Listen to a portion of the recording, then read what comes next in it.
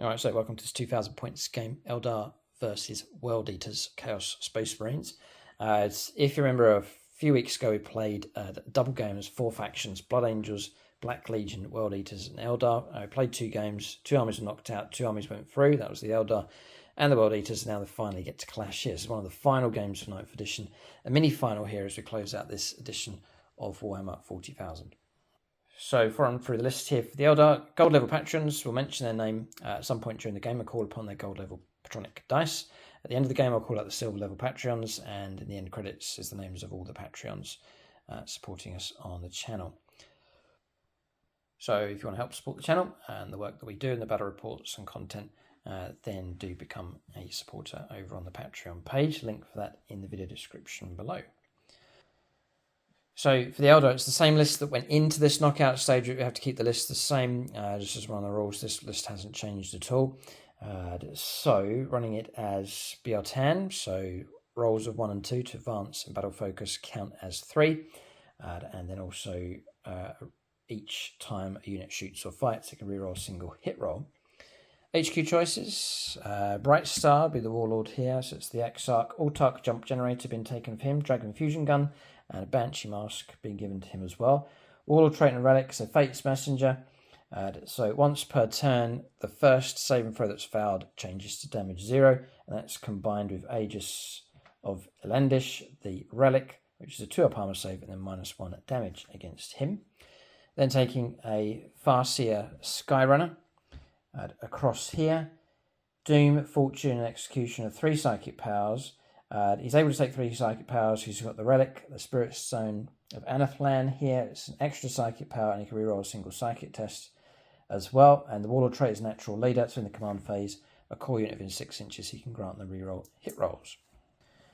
So then on to, that's HQs, so 2 HQs being taken. Then on to elites, and this detachment majors on elites here. So 2 Dire Avenger squads. 2 squads of 10, each taking an Exarch, and each of the Exarchs taking an extra Avenger Shuriken Catapult for each of those. And this squad across here has the Exarch power, Shredding Fire. So 5 pluses will activate the Shuriken ability on the Avenger Shuriken Catapults. Squad of 5 Banshees being taken. In there is an Exarch with Mirror Swords and Piercing Strikes being taken. Then taking 2 Wraith Lords, 2 Shuriken Catapults for each of those, each taking a Glaive, and 2 Bright Lances for them. Then on to Fast Attack, squad of 6 Shining Spears, Expert Lancers, Exarch upgrade being taken, Star Lance being taken on the Exarch, and the rest equipped with twin Shuriken Catapults and Laser Lances. 3 Shroud Runners, the Sniper Bikes, and then a squad of 8 of the Wind Rider Jet Bikes, going for the Shuriken Cannons with those on those models. And that's it, except one more model. It's the Wraith Knight here. How could you forget about him, Luke? Almost did, Tom. Yeah. But he's in. It's my favourite model. He gives the Eldar hope for sure. His firepower is dangerous enough. It's been probably the strongest unit for this Eldar force here. But the ultimate test for them as they take on Angron and the World Eaters. 2 heavy Wraith Cannons being taken, and enough spare points to take 2 Shuriken Cannons on the model as well. So that's the list for the Eldar. They have done well. They defeated a number of armies so far. The Imperium has floundered and failed to stop chaos on the channel. But Eldar give us hope, and rightly so here on Striking Scorpion 82. I suppose it's a Xenos-friendly place to be. But they stand in the way of chaos. Can they stop? We have played each other before this as well. I forgot. But you didn't have your then Shining Spears and your Farseer on bike. Right. So yes, and I think you still tabled me, but I think I won. Yeah.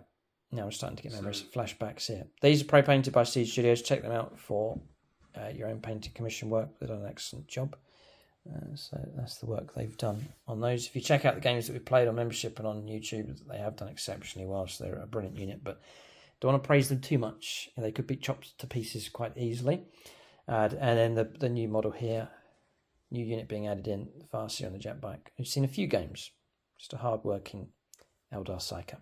He is the glue that holds the whole thing together, Tom. Hopefully. We'll see. That's the list here for the Eldar. We'll take a look now and see what Tom has for his World Eaters.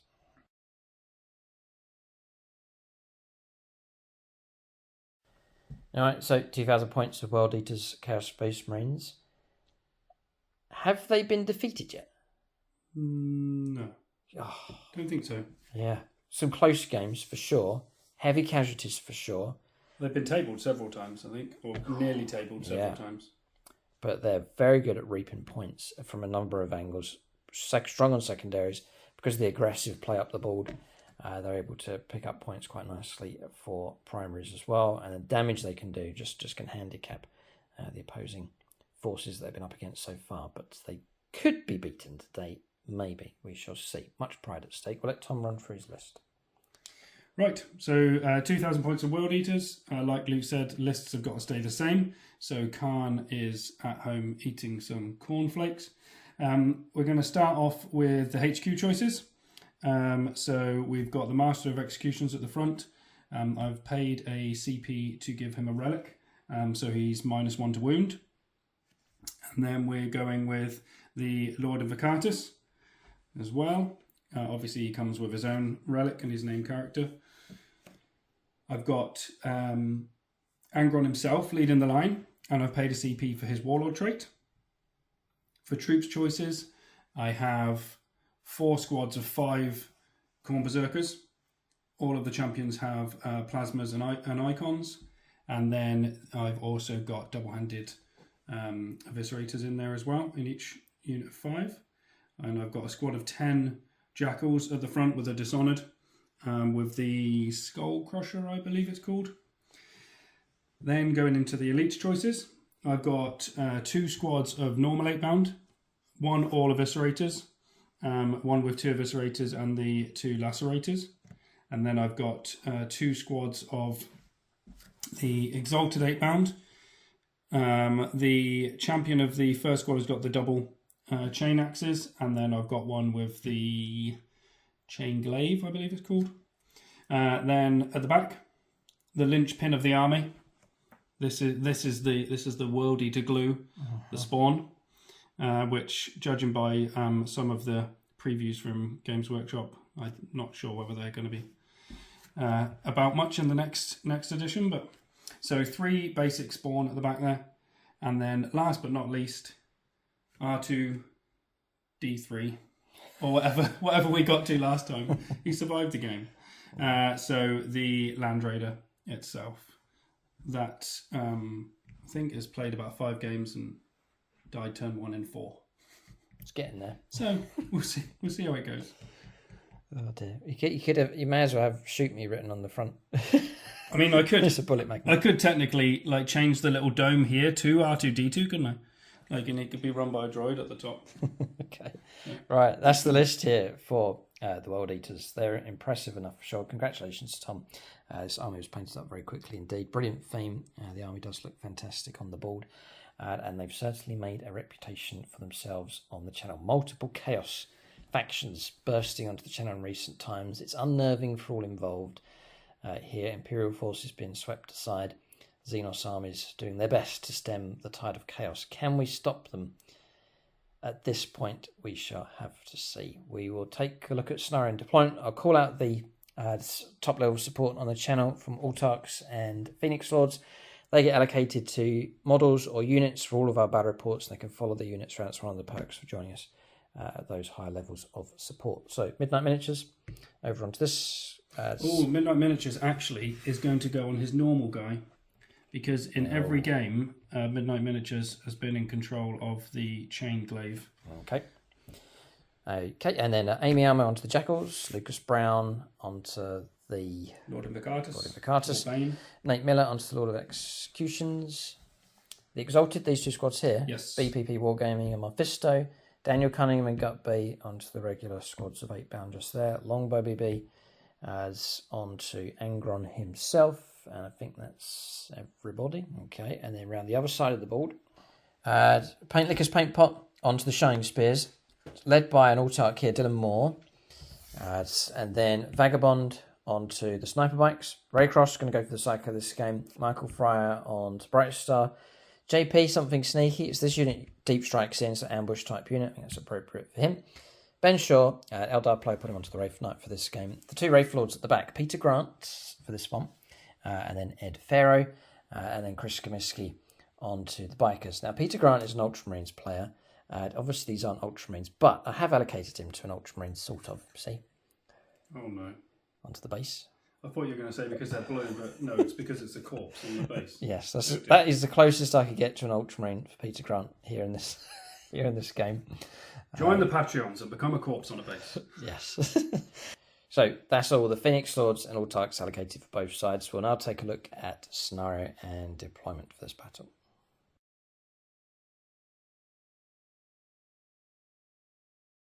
Alright, so we have a mission here from the Ark Zone Grand Tournament Strike Force size game. So it's recover the relics, so fighting from end to end.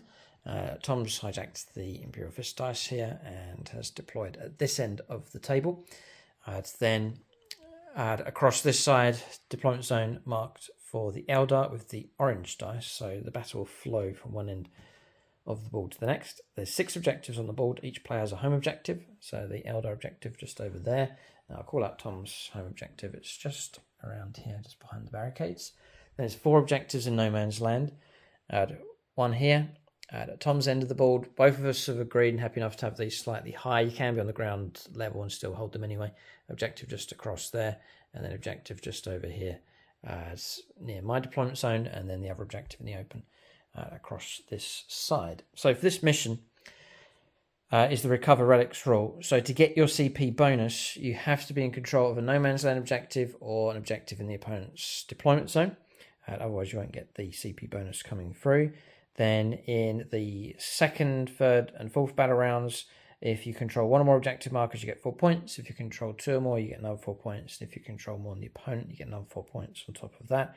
And then in every battle round, it's kill points. So it's 1 victory point for each enemy unit that was destroyed, to a maximum of 3 per turn. So that's the mission. I'll mention terrain now, just to give you an idea of what's going on. We've played on this board a couple of times, so we play this as one big block, just going from the hard edge across here, ignoring the foliage, just for display, but playing against the hard edge here. Going to play this as dense AdMech terrain, so if you're on top of it or underneath it, you will get dense cover, so -1 to the hit rolls. Also going to run this as obscuring terrain. There's other pieces across the board. This structure across here, that one across there, the portal, and a small little structure across there. Going to play all of that as obscuring terrain as well.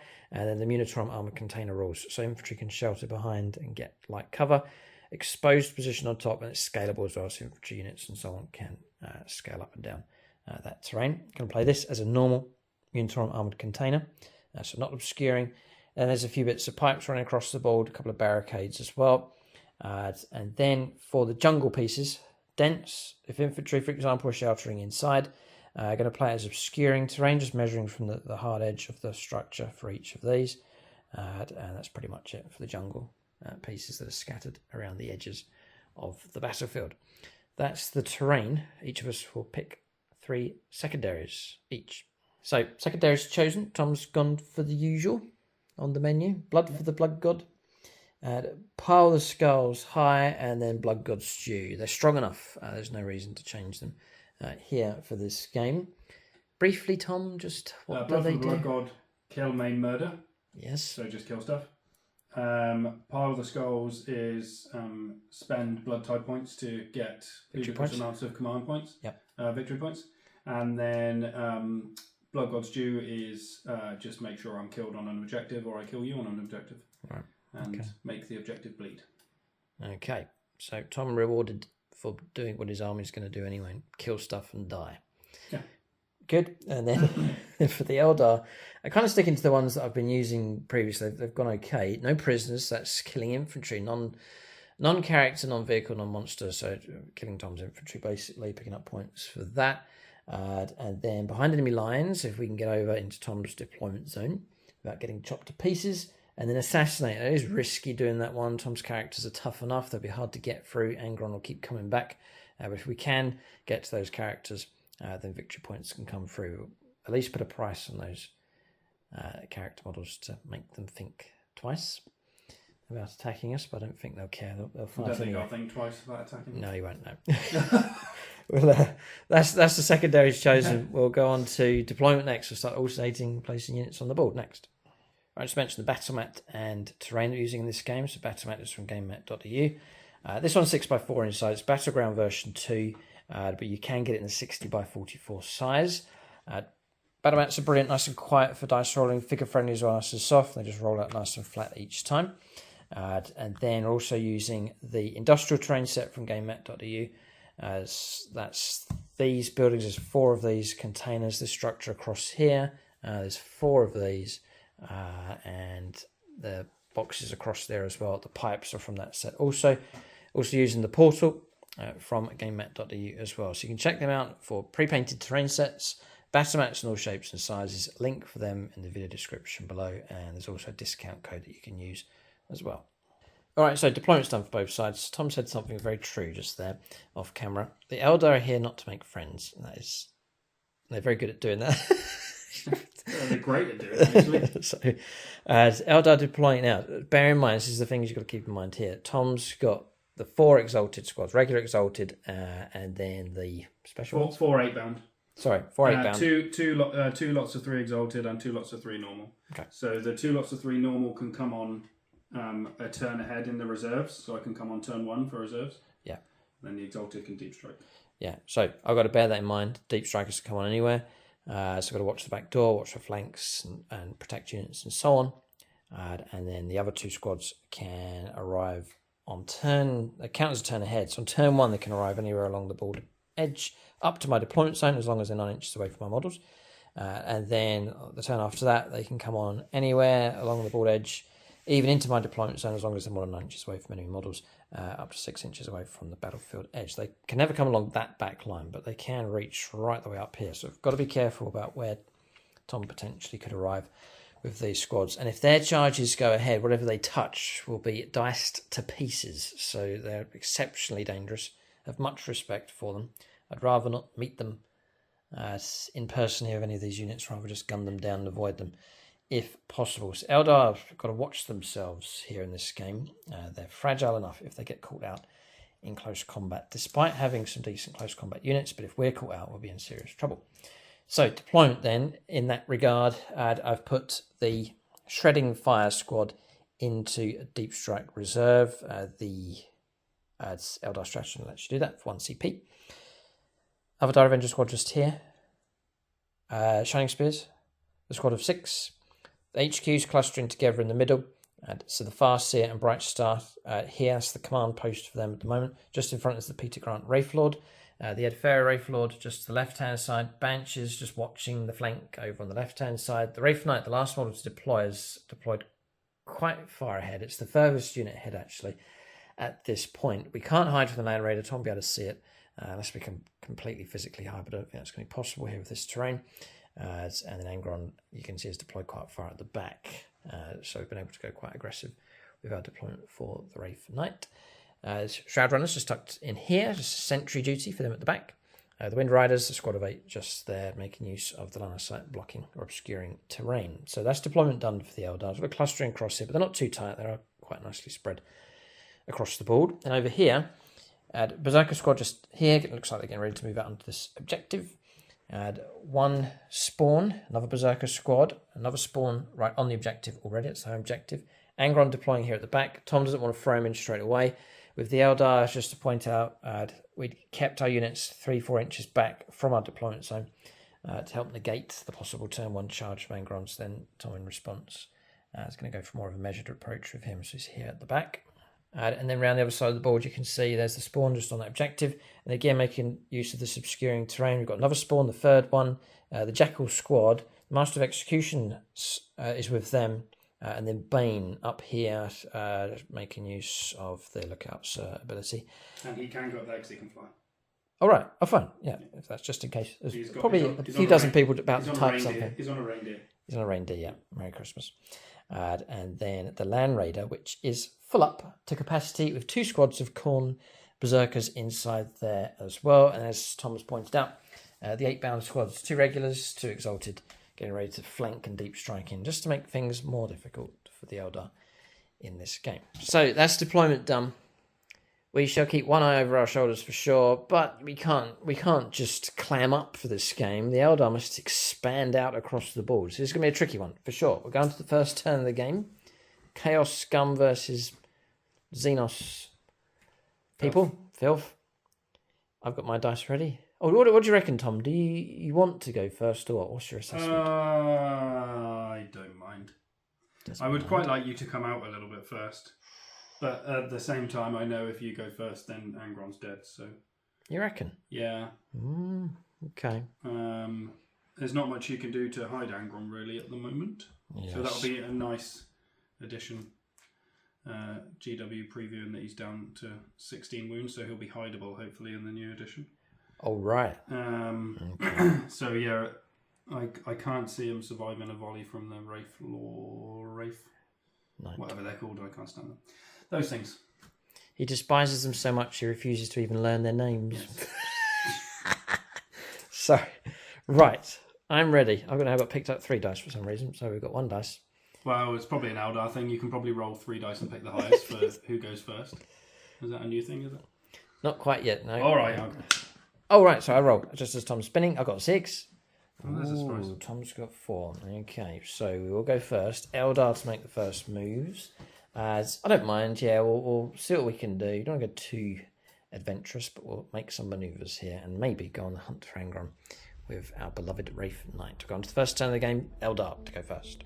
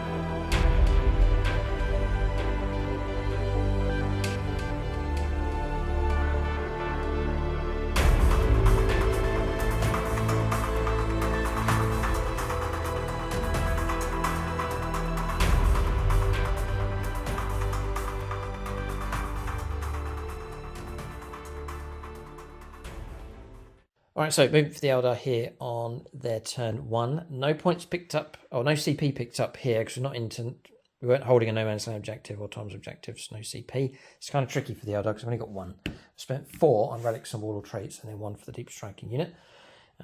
But we've now moved out onto no man's land objectives, so running around here with a 3-inch advance roll made for the Dire Avengers. They're just watching the flank for us, trying to cut the options down, although I'm not sure we're entirely protected over on this flank. Wraithlord, Peter Grant Wraithlord. I did an auto advance 6 with Strands of Fate just to get beyond the objective, just to here.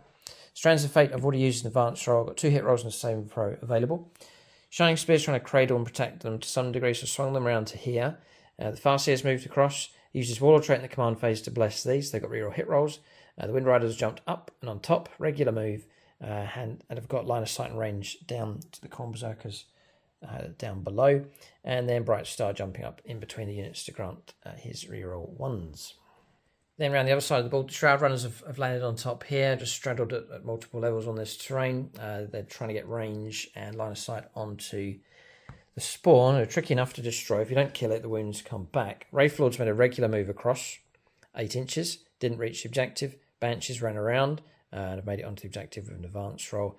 And the Wraith Knight's gone forwards about the size of his base, just sort of that kind of distance to get forwards for range to Angron himself. So Tom, as usual, has done a good job of obscuring units. I can't see any of these. Can't see the Land Raider at all. So there's a good number of units are completely protected, but we can see some. We've gone to Psychic Phase here for the Eldar next. I'll kick off with Fortune. Goes off on a 6. So it's gone off. A 6 was required. Tom's just thinking about whether to deny it. It's a simple... it's a stratagem, is it? Yeah, 4 up. 4 within plus. 24. Tom could block this. Of a corn unit. Yeah. Yeah. Tom's CP situation is 4. 4. But I mean, I'm not gonna be. I don't think I'll be getting in contact with you this turn, and I don't really have anything to shoot you. So I will just 4 CP. Well, It's a tricky. Yeah, it's a tricky one. he wants to spend. It isn't urged to spend CPs. No. Good for you, Tom. Good for you. In which case, I'll put it onto the Wraithlord here at the front. So 5+ feel no pain. It's given to a core unit within range. So 5+ feel no pain onto the Wraithlord. I'll go for Doom. I need to roll high enough, though, to get the range. I think I've done it there on a 9. Because it says here in the rules... Oh, it has to be 10 or more to get that. So I'm going to do my once per Psychic Phase reroll Psychic tests and failed. Okay, so that's not gone off. No further Psychic powers. Psychic Phase finished from the Raycross Skyrunner. Varsia. We'll go on to Shooting Phase next. So Shooting Phase, got nothing across here apart from these, but there's nothing around here at all to shoot. We'll go with the Sniper Bikes first though. Going to try and pick out the spawn. He's just over there. He's on that objective. Rather get rid of him. I think he's going to get cover, isn't he? Because he's infantry, beast, swarm. Yeah. Yeah, and he's behind the barricade. He's in range of it, so you'll get +1 to his armor, saving throws. So this is the 3 scatter lasers. Needing 2s. Am I perchance in range of Bright Star? How far do you need? 6 inches. I probably. Yeah. That was subconscious, Tom. Oh, how at one we are with one another with the Eldar. We're just rerolling our hit rolls. They've all hit. It's been sniped for sure. The 3's to aim, strength 6, toughness 5. It's not bad. It's not bad. We may get him yet. 12, 14. No minus. You may get him. Yep. We'll We'll live in hope for now. So what does your save go up to? 4+? Yeah. Okay, no. This should be a done deal. Should be. You did. Oh, he's got. All right, so got him. I do have it in for these Chaos Spawn. They've been a bane and an annoyance in a number of games. It's good to see one of those go. They're not insignificant because they're useful objective holders. That's that one removed from play. Okay. Wraithlord, in which case, has no target across there. He's not in range of Angron. Tom's awarding himself some points, I think, for... Oh, it died on an objective? Mm-hmm. Did you bait me to... Yeah. to pick up victory points? Oh, dear. Right, okay. We had to kill it anyway. It's got to go. Okay, so we'll go on to... I think we'll do these. Okay, so I'm going to commit their firepower to Jordan Russell here, gold level Patreon. I'll put the firepower down into the squad across here. Is there any kind of shenanigansy stuff to protect them you can do? Or... No, I would quite like them to die. Oh, for the points thing. I see. Kill a unit objective. Tom gets. No, I just want blood tide so I can get additions to my charge. Yeah. I arrive from and Angron, save up for Angron coming back. Yeah. All right. Well, we have to do it anyway. It's 24 shots.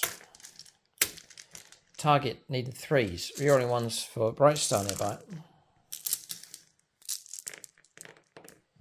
So I reroll the 1s, which there's a load. I'll try and hit with 3s. And then I'll take a 1 that was a 2 here and reroll that for BR10. Alright, so 1s and 2s taken away, and then we'll try and wound here on 3s. Drop dice. Alright, so 6s are really good, which there's a few. So there's 3. So these are AP minus 3, and then the rest are AP minus 1. So 3 AP minus 3. Yeah, 6s. So 1 save, so 1 guy dead so far. Oh, these are damage 2. Oh, damage 2, so 2 guys dead so far. Yeah. And then 10 saves of 4+. This should be enough.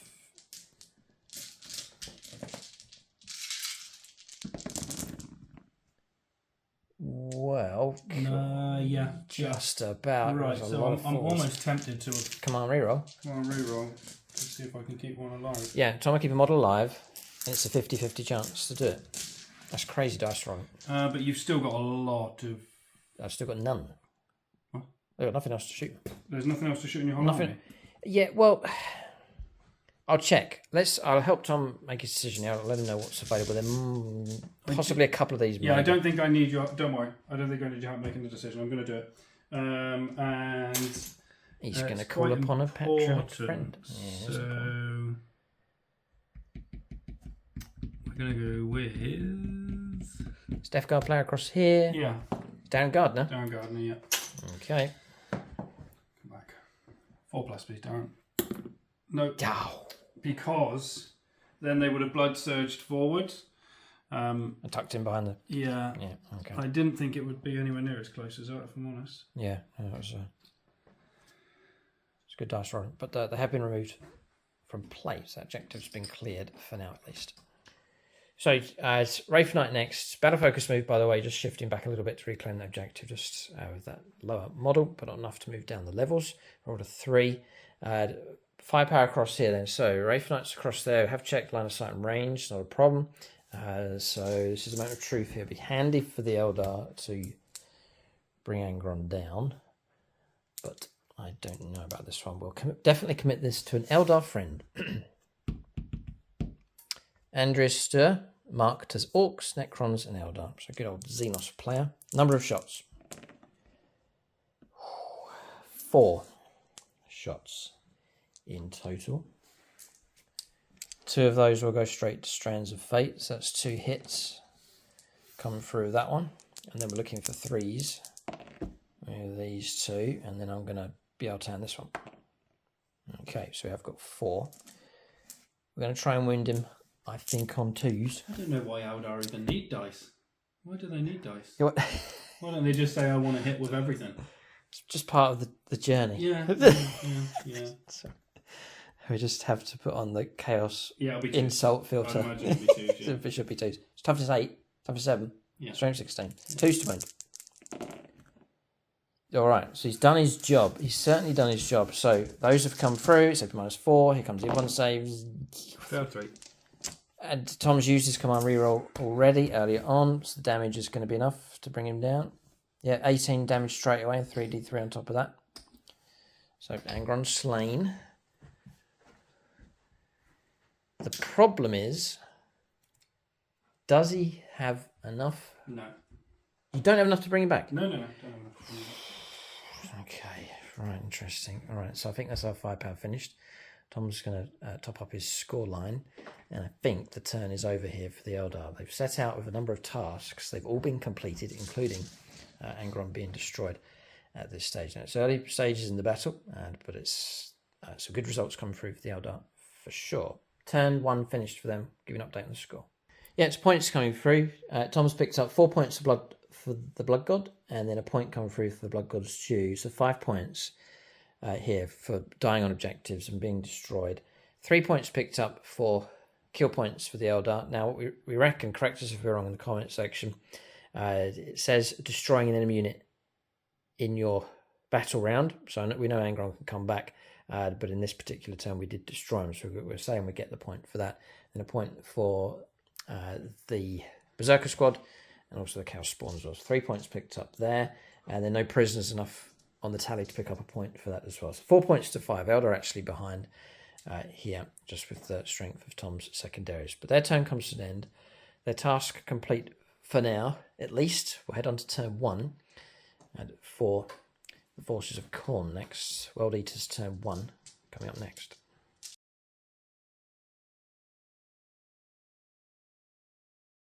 Alright, so turn 1 for the World Eaters.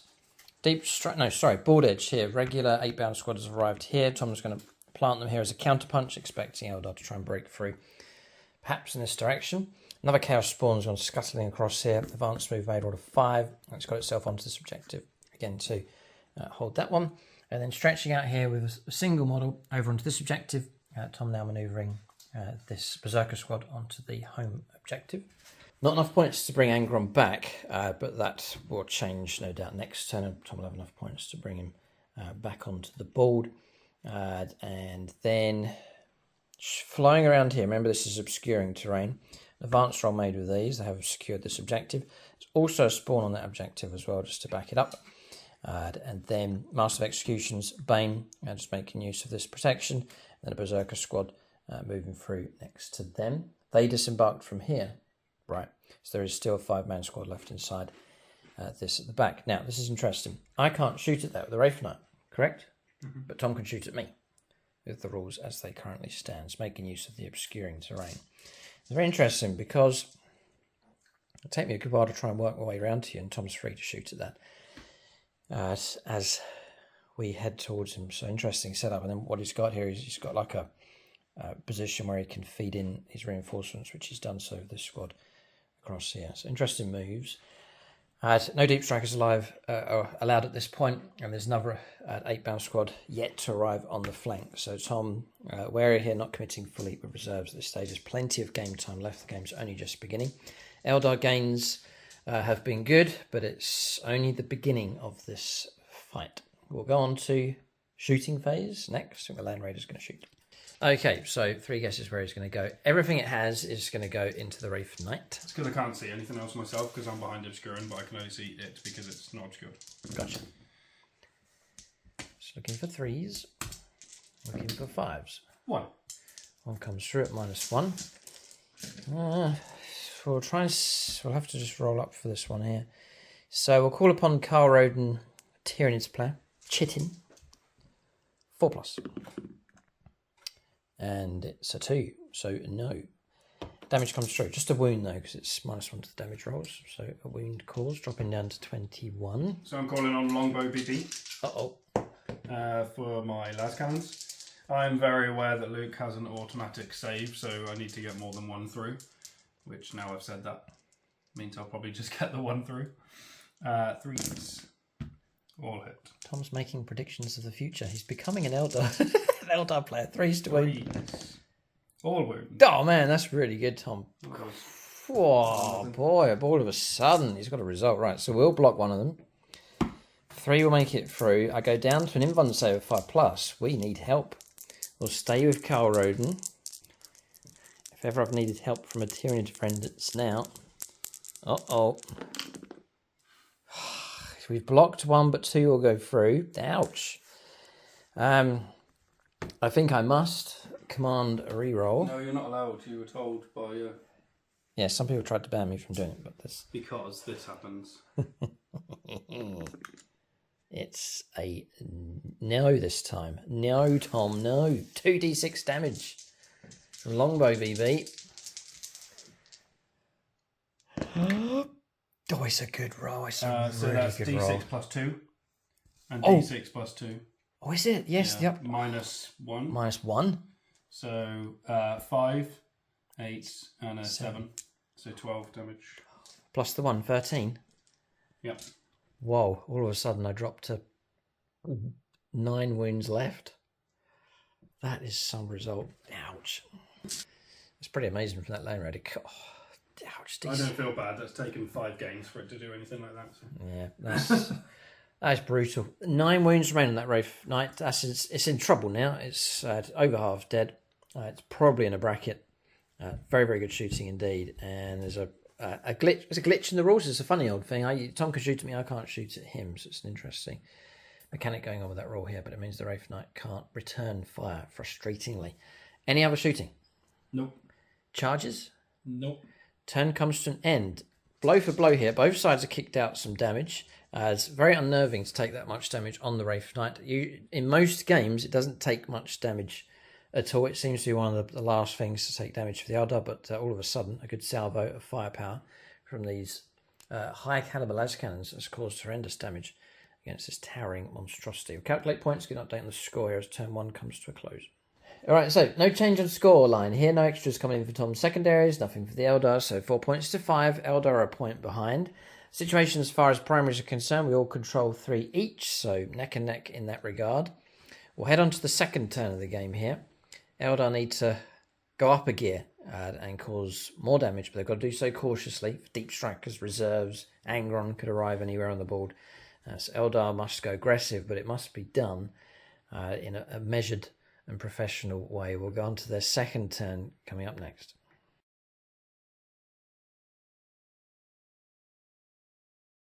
Okay, so turn 2 for the Eldar. Tom wants me to mention the Strands of Fate dice. We rolled and got 4 6s, so that's kind of an antidote to las cannon firepower. Rerolled one of the dice because the Farseer on the board and got another 6, but we can only keep 4.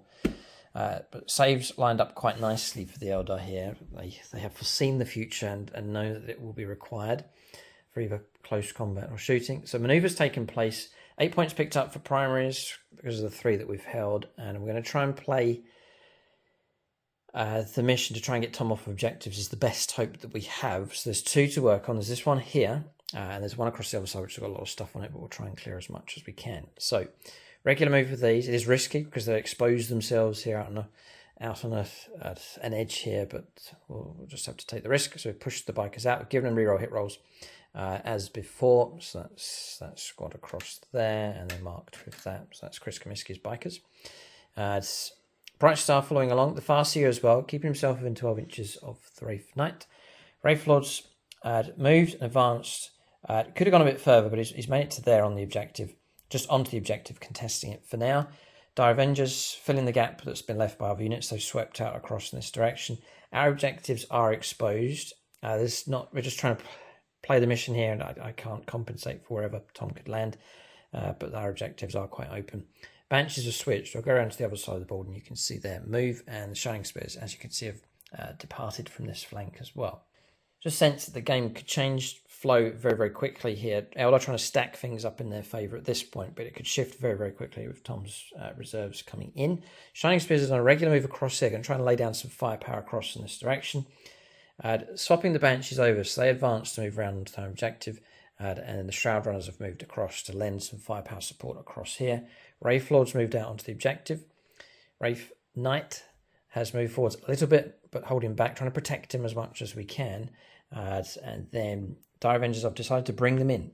Deep striking in here to lend further firepower support across in this direction. That's movement done. We'll go on to Psychic Phase next. We'll kick off with Fortune. First of all, that goes off on a 7. Tom's got the option to try and block it. He's got 4 CP. I didn't think about this one, but he can choose whether to try and stop it. It's a 50-50 chance of a stratagem. Tom's going to use the CP and try and stop it. With Marcus Anthony. Marcus Anthony, yep. Yep. Oh, doesn't go off. Right, so no feel, no pain. That's Psychic Phase finished. Not going to use any Smite or Executioner.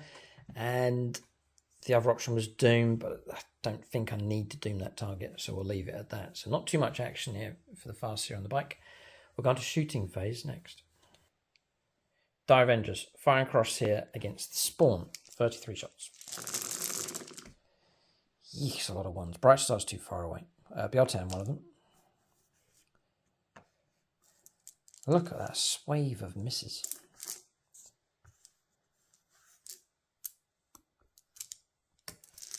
Okay, looking at that. Toughness 5 on this thing, isn't it? Yeah, so it's going to be 5s to wind. 6s are good. Right. AP -2. I think we have him. Mm-hmm. Yeah. Yeah, it's gone. I don't think it's a demon save he has. No, right. Just about done it. That was close. But target destroyed. And once again, Tom fills out the secondary small points coming through if target's been destroyed on objective. You actually get 2 points for that. Yeah, because you killed something. Yeah. And 2, because it died on an objective. On objective, yeah. It's a crazy thing. Okay. It's got to be done, but Tom's... It helps, actually. Tom not so salty, though, because you get points when you... Well, when you come up against an army that's a pure gun line, you've got to have something in your favour whilst you're being shot to pieces. Yes, and gaining victory points is good. All right, next up, Max Sword Knuckles Firepower. We're going to fire these into the Corn Berserkers. We're going to offload with them, the Wind Riders. 24 shots with those shuriken cannons. Now, these have been blessed, so they're re-rolling all their hit rolls.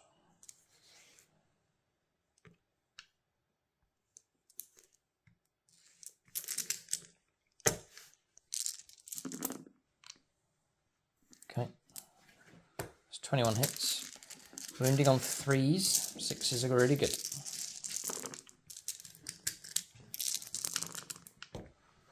Alright, so there's 3 at -3. Tom's got 3 dead. And then there's another, look at that, another 14 at -1.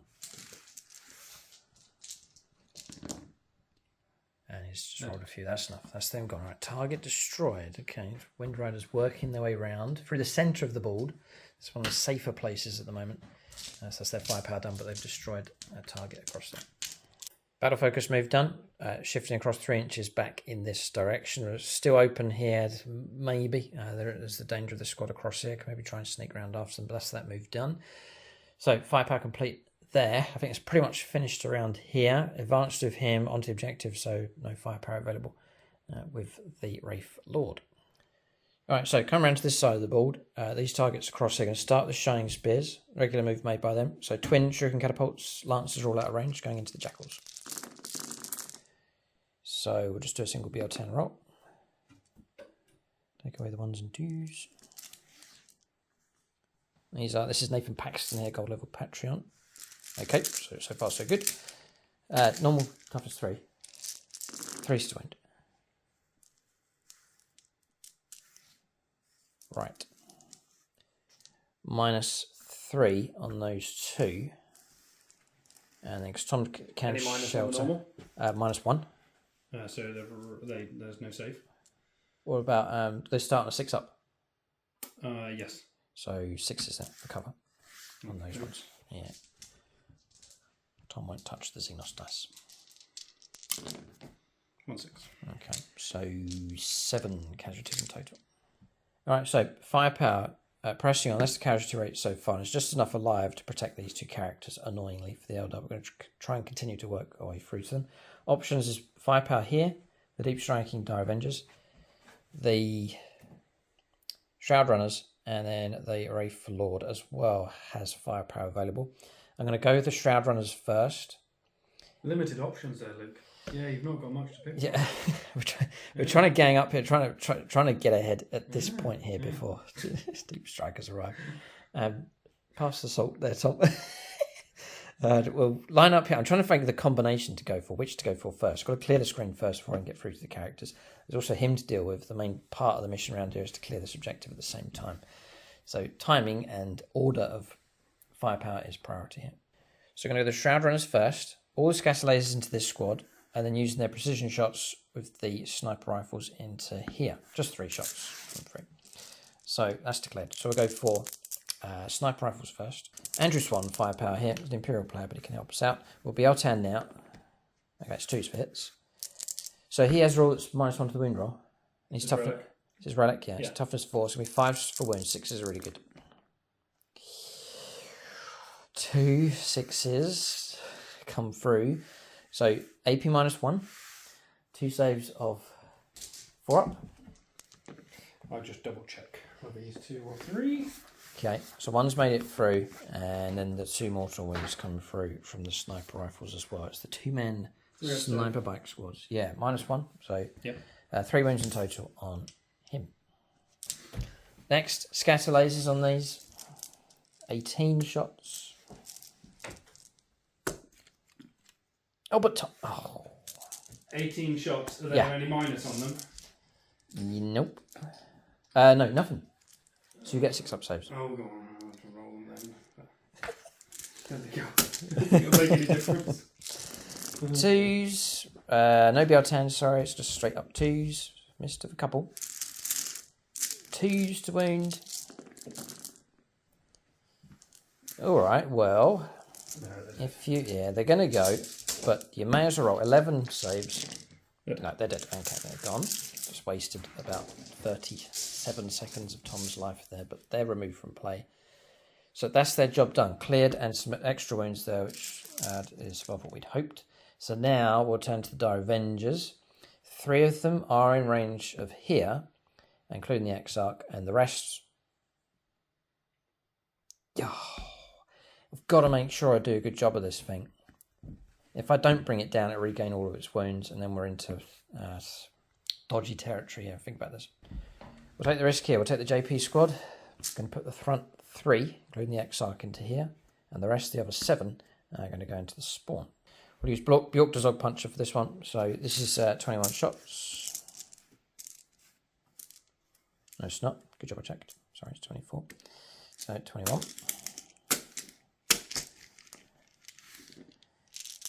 And we're looking for 3s. I'll save them. Yeah, we'll do it now. BR10. Bit panicky.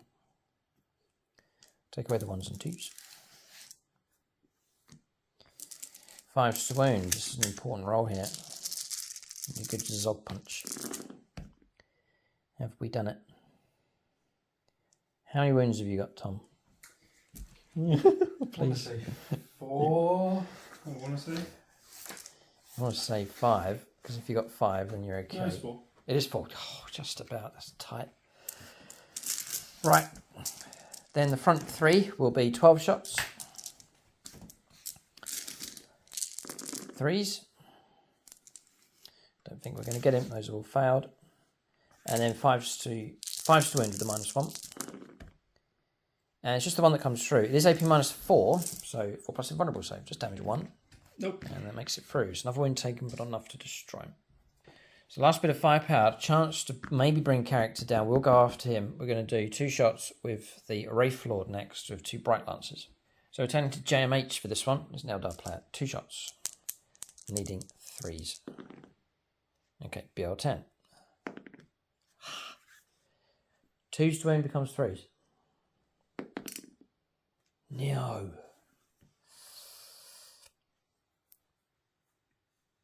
Come on, Reroll. It's a chance to kill him. Yes, we've got it. So now it's down to a 4+ invulnerable save. Tom wants to use a friend. This is a 50-50 chance. Yeah, Nicholas Lucas. Nicholas Lucas. Chance of the Elder to bring a character down or not. Yeah, that symbol of corn as well. Blocked. Could have picked him off. So he remains free at this stage with that model. Those gravely wounded. All right, so I think that's firepower around here finished. All right, so for the Wraith Knight, the only target for him with the Land Raider obscured is this target across here. If I roll 6s to wound, it'd be good for overflowing mortal wounds, but I should really only be able to pick off a couple of models. We'll go for number of shots. We'll commit this to... we'll go for Chris Kaminsky on this one, Eldar player. Number of shots. And it's the same as before. It's 4 shots. So I doubt we'll wipe this squad, but we'll see what we get here. So looking for 4s. We'll go for BR10. Only 2 have come through. 2s to win. Alright, it's 2 go through. It's insane dice. So there's no overflow mortal wounds. Just going to kill 2 models straight up. And Blood Surge. Back onto the objective. Interesting. Okay, so 3 models will push through. And 2 models taken away. Alright. Alright, and with that, firepower is complete here. There's nothing else to do. There's no charges to take place. Eldar relying on their firepower at this stage. Clustering together. They're sort of swirling around across here. All our flanks and edges are exposed. Tom could come down at any point. Remember, there's Angron to bring back. Do you have enough points now? Sure you do. Yeah, Angron's going to come back. There's 2 deep striking exalted 8-bound units available and a flanking unit as well. So said the shape of the game could change. It drastically could. Eldar could start to be eaten away at the edges here if multiple charges go ahead. And whatever Tom touches with any of those units, you're surely destroyer. So Eldar have every right to be cautious, but they're trying to take opportunities as much as they can. They've gunned down a good number of units across here. Tactically, they're doing okay, but as we said, the shape of the game could change very, very fast indeed. Well, turns come to an end. We'll update you on scoreline at this stage. So points-wise, Tom's still been picking up points for secondaries. 6 points in total now for the Blood God. 3 points for Blood God's Jews. 9 points for the World Eaters. No prisoners tally's gone up to 4 points in total. Another 3 kill points picked up by the Eldar, and 8 points for their primaries puts them on to 18 points in total. So Eldar are ahead here, but it's still very early stages in this battle. So their turn comes to an end. We'll go on to the second turn of the game for the World Eaters next.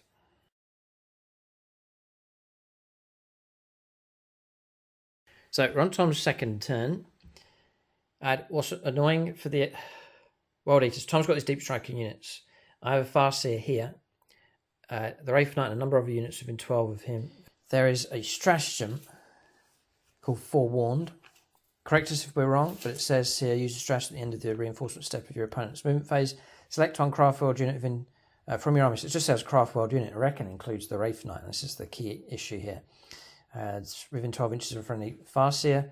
That craft world unit can shoot as if it were your shooting phase, but its models can only select a single eligible enemy unit set up as reinforcements this turn within 18 inches of their units. There's an 18-inch security bubble running around the Wraith Knight, or indeed another unit within range 12 of him that could unleash firepower at a deep striking unit. So that's an option. It's costly. Eldar do have 2 CP at their disposal. Tom's on 4. No, actually I'm not, because I wouldn't have gained on that turn because you knocked me off the... I can only get it if I'm on these objectives. Oh, correct. Right. So okay. just 3. On 3, okay. So Tom's figuring out his move. Surely he will bring the deep strikers in. All of them. We shall have to see. So this is like our mini grand final. We're closing out 9th edition. So we put 4 armies in, played the 2 knockout battles, and this is the grand final here. And it's not on the usual scale of our season battle reports. We wanted to get some kind of conclusion to this edition of 40k before it's phased out into 10th. Xenos against Chaos. No Imperial models in sight. Yes, there is. Frank's here, Tom. He's down here. I could do with him. And I would say, in a lot of games, he finds himself... he finds himself in not a good place on the battlefield, but at the moment, I would say he'd be quite happy. Right in amongst the Eldar command. Here in the centre of the ball, quite well protected from the forces of chaos at this stage, although Tom's circling here like vultures around the Eldar position. Can attack at any direction.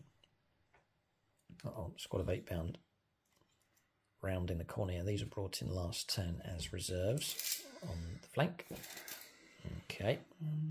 Tom's circling a perimeter of doom around the Eldar with these yellow dice. This is where he could go with his deep striking units here.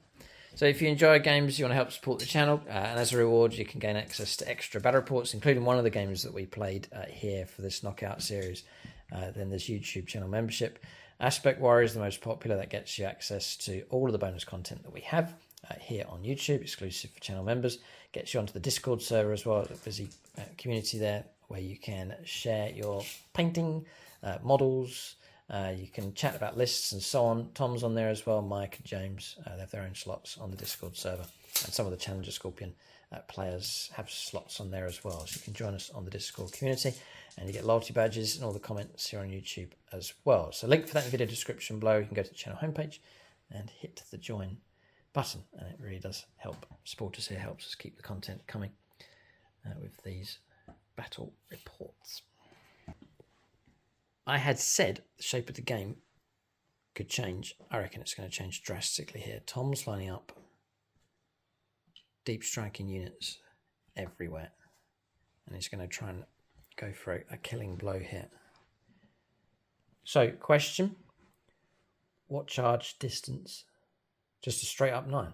Or +1? Unless I can get a +1 on it, yeah. Which is through? I need to try and spend points see to do if that. there's anywhere I can get a +1. Yeah. The other issue here is I have 2 CP. I could use Forewarned. The situation has come up here, for example. But if I use those 2, it's all I've got is 2 CP. If I use that up, I've got no rerolls for anything. I've got no interrupt play for potential close combats coming through. So those 2 CP really need to be spent as wisely as possible. And it's just continually showing me the need to retain CP as much as possible. If I had 4 CP available, for example, that would have been really good for an interrupt play and a forewarned ability. So I'm glad I've cut back on my spending, but it'd be great to have a lot more. I cheated with those. Oh, I've still one way round. Yeah, because they have to come on from the board edge. Yeah. Now, Angron is still available here. He'll be deep striking it. So, whilst Tom's doing his reserves, this squad hasn't really moved. It's just happy to sit on the objective. The Land Raider shifted round to here. Its firepower is available. And the Master of Executions has hopped inside, which he can because Tom only has the 5-man squad of Berserkers inside. Yeah, so that's all fine. Capacity is not a problem. And then Bane has shifted across as the fly keyword. Ignores invuln saves. Very, very nasty in close combat. There's an opportunity for him to take on the Shining Spears. Tom's going to take advantage of that. So that's the movement done on the ground. 4 points picked up for primaries. Eldar did manage to stop Tom picking up those 4 points for primaries, which was good news, but they might pay a heavy price for doing so. All right, so movement complete. Reinforcements have arrived. I think I'm going to go for forewarned, but we'll cover that in just a moment. 8-bound squad arriving across here. Exalted squad, deep striking. Yeah. Going to go after my home objective. Angron's arrived over there as well. We'll swing around to him.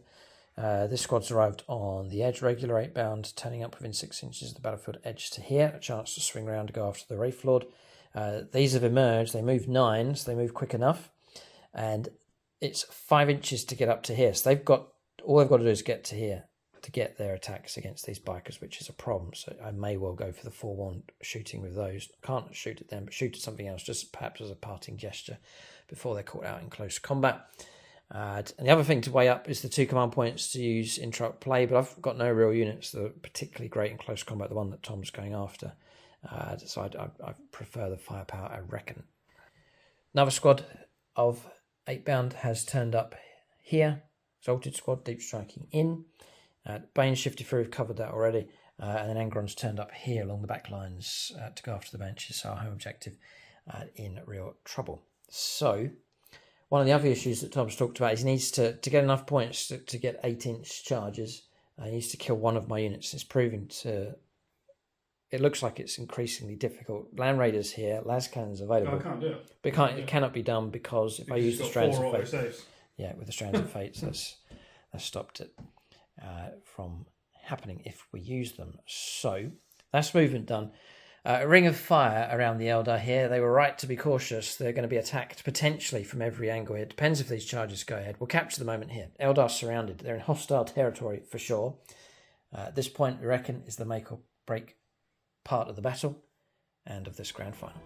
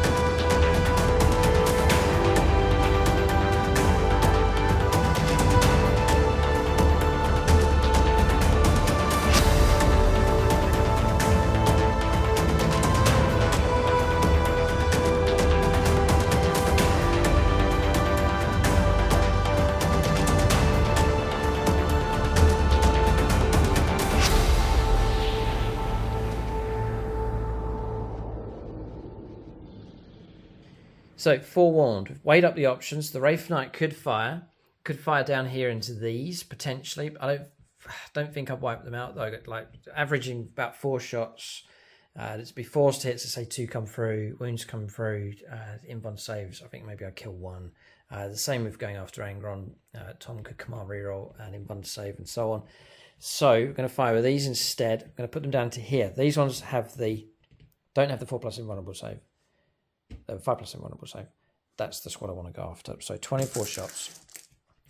Natural leader ability lasts for the turn, not the battle round. So we'll use our BL10 and Bright Stars reroll 1's ability. So we're looking for 3s.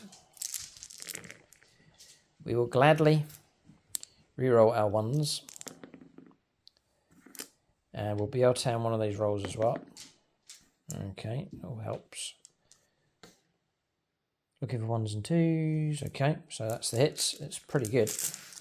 And then we're looking for 3s to wound. Strength 6. Toughness 5. 6s are good. Moment of truth here for the Eldar. Oh, there's a horrendous amount of 1s. Eldar nervous on their triggers. Look at all those.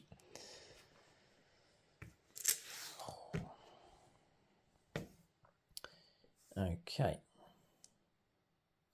5 ups on those. 4 ups on these. And that's all we can do. It's Daniel Cunningham's squad. Now, 3 through. yeah, so it's a model slain and 2 wounds. 4, 7. 7.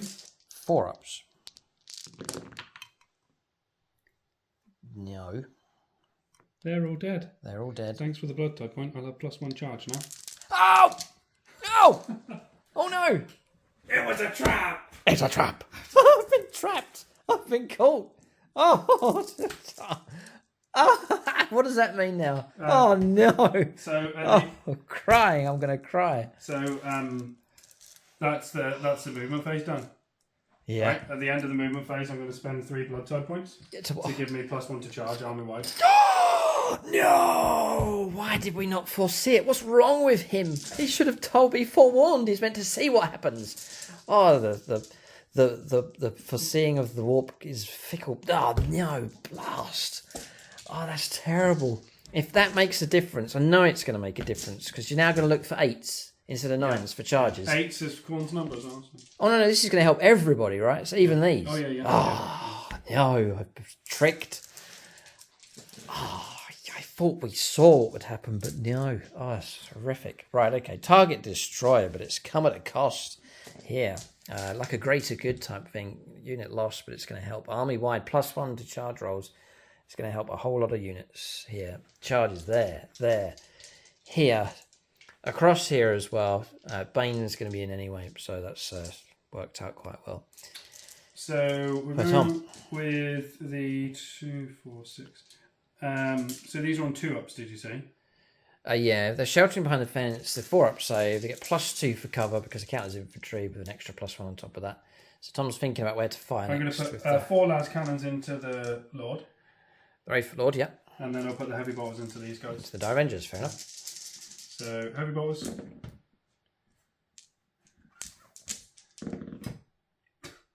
Nothing. Okay. Last cannons. Good talk. All hit. Oh, it's good shooting from the 3 wound. Okay. And yeah, I'm gonna do it. Come on, reroll. Okay, 4 interesting. wounds. 4 wounds go through. It puts pressure on me now to burn up my precious strands of fate. And these are good las cannons. These will be D6 +2. D6 +2. So the Wraith Lord needs to be careful. I could just... How do I think about this? I could sacrifice him because... Oh, he's on the objective. Oh dear, I'm going to stop the camera here and have a think about this one. Dear mate. 45 minutes later. Yeah, there's a lot of chit-chat off camera here. Just real internal battle within my mind. And I decided to to block all of it in the end. So no damage. What would it have been, Tom? Just, what did we stop with the strands of fate? Loads. 6, 7, Enough to kill him. 9. Yeah. Enough to kill him. Okay. Yeah. So we kept him alive. Strands of Fate's kept him alive. It's helped us in that regard. We have no Strands of Fate dice left at all. But they've been used to keep that Wraith Lord alive. So if this goes ahead across here and contact's made against those bikers, they're dead. I've got no Overwatch. If this charge goes ahead, if Bane goes in, the Shining Spears, sadly, I think will succumb. They'll be destroyed. Bane ignores invulnerable saves, tragically. And then these units are safe, but if the Banshees are contacted, which is the most likely, it's out of all the deep striking, because Tom's got 2 chances to do it, then they surely will be destroyed as well. So Eldar in a predicament for sure. Whatever goes ahead across here, will we have the resources to counterattack back? It's all up in the air at the moment, I think is the correct term to use. So pick a charge. Bang. It's all down to Tom's dice rolling, if he so wishes to. Right. Bane doesn't want any help. No, he doesn't need it. And in he goes. All right, okay. So he's just going to plunge down into the Shining Spears. And he's sort of working his way. That's the situation. That's where he is. So we'll try and make use of the move that he has, which is a 9 plus 1, 10, yeah? Yeah. Okay. He's going to go in there. Okay. Right. Next. It's going to be an 8-inch charge, right? Yeah, well, that's going to be, yeah. Right, so let me see what we've got here. 1 charge out of 5. I'm only going to get 1. It's 5 possible charges. 1's gone ahead. Tom's done the easiest one first. A 7? Yeah, outside of a 7. So 6. Yep. A 6-inch charge. I'll not comment. And Tom can use Patronic dice if you so wish. Sorry. I didn't, but I got 9. Okay, bye-bye Wind Riders. They've got an extra turn of shooting. So... You don't even have to go up. You can go up if you wish to, but you can just stack up underneath and you'll still get it. They'll fight 5 inches up. This is the problem. I'm upstairs, but it's 5-inch reach. And Tom will want to stay downstairs anyway because of the objective. So that's Gut B squad going in against the Wind Riders. They're in trouble. We'll go with these guys. 8-inch charge against the Banshees. If this one goes ahead, it's Tom's above average and doing really, really well. Big roll. Yeah, I'm going to ask for a bit of assistance on this one, I think. Okay. The artist formerly known as Vige. 1,000 Orcs, suns because they're and crazy. No, it's a 6. Oh, I see what you're doing. Tom's been carefully choosing which one because of the command reroll when to use. Yeah, okay, gotcha. Yeah. Okay. So now does Tom command reroll this charge against the Banshees? And Tom's got 2 CP left. Bear that in mind as well. Right, that's good. That's good. Would I prefer Angron to be in there? Save the CP reroll for him. There's another 2 charges after yeah, this. so I think I'm going to have to leave it. that. Okay, Banshees can breathe one more breath. So you're going to go Angron next? I don't know. I think I do want... It's going to be gay, isn't it? I do want to kill the Banshees. We'll go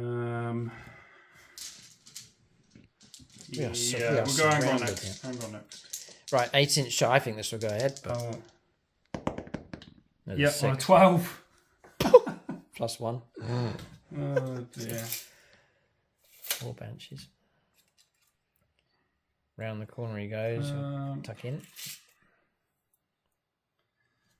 So you can't quite get over the Banshees here, so he'll push right into base contact. Yeah, as close as possible.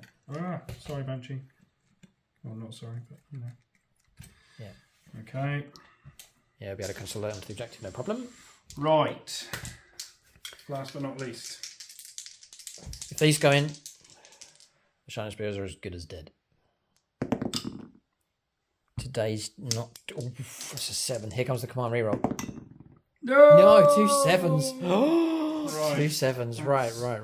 Quite annoying. It could have been worse. It could have been better, though. 2 important combats haven't gone ahead. This one's not gone in. And this one's not going across here. It doesn't matter too much because they're dead anyway. And that I think that was quite an important one to get in. That was important to catch those because they can kick out a fair bit of firepower. I can't interrupt play. Tom's got 1 CP, and he's free to pick a fight here and make his attacks. Tom's going to use Blood Angels Ryan, gold level Patreon here for Bane against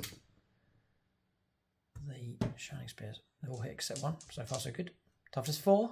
Yes. Strength. Very sweet. All win by 1. 2, 4, 6. AP minus. 3. No win fun. Yeah. And 2 damage each. 6 is 2 damage each. Ouch. Oh, I could have kept those strands of fate to protect a Wraith Lord. 6 went Still got through. my Steed. Steed as well. Yeah. Strands of Fate could have really assisted that unit. We could have preserved them, but it's not to be. I think they're about to go down here. 6 saves of 6 up. Fortune didn't go on them either as well, which is a shame. I'll turn to Scott Costello. He's an Eldar player.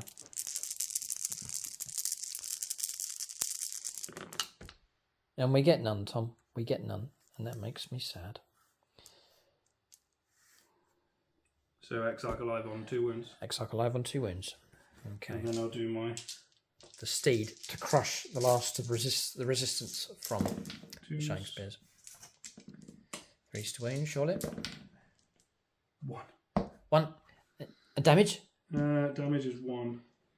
It's AP minus 2. Failed. Exarch has a wound left. Okay, Exarch lives, but the squad's been decimated. It's a shame.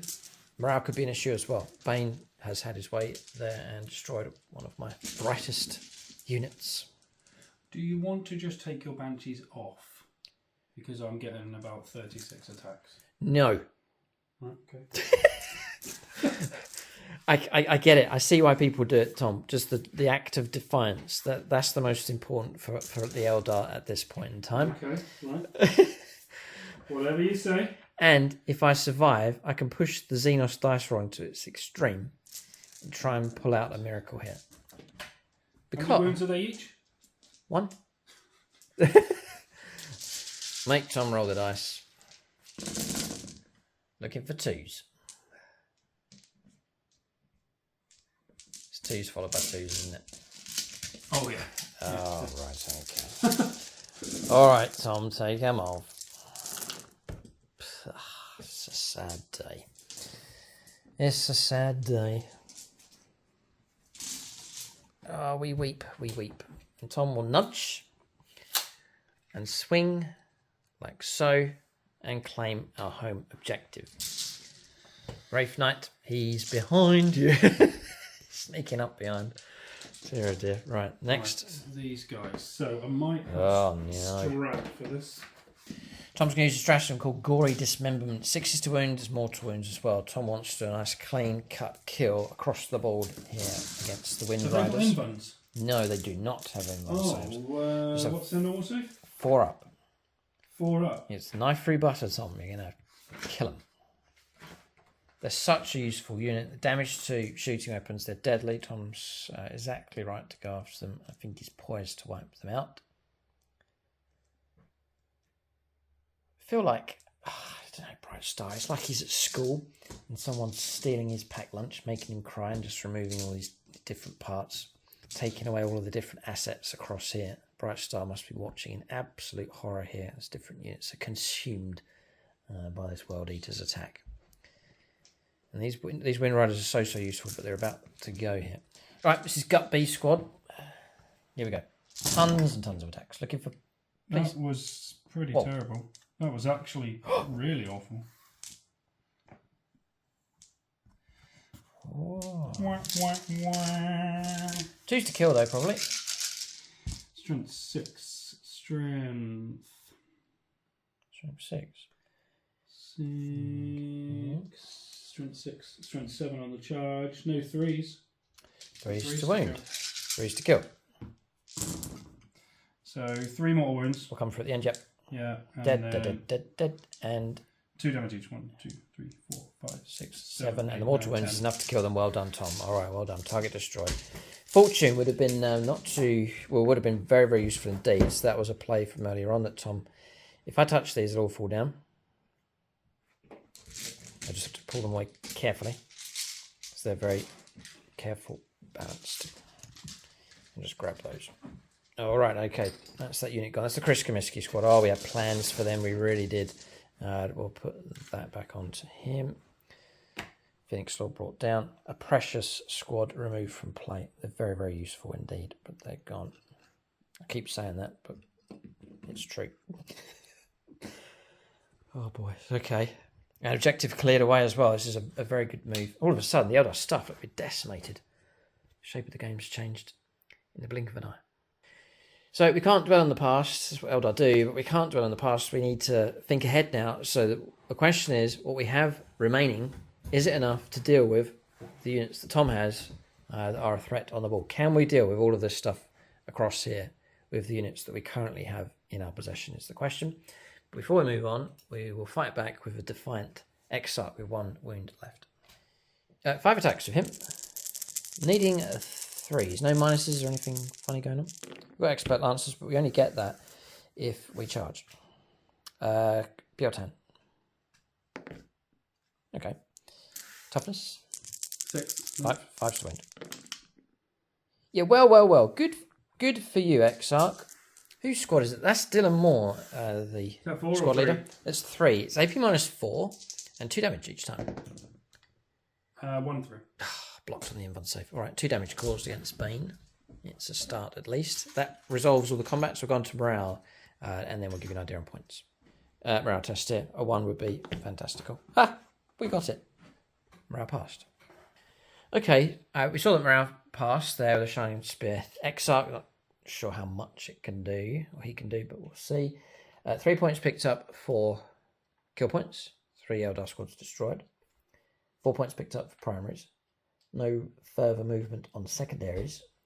Tom keeping his blood type points and not trading them in for Pile of Skulls. 20 points in total to the World Eaters. 18 points to the Eldar. This game's running tight here at this stage as far as points are concerned. So we're going to move on to turn 3, the middle stage of the game.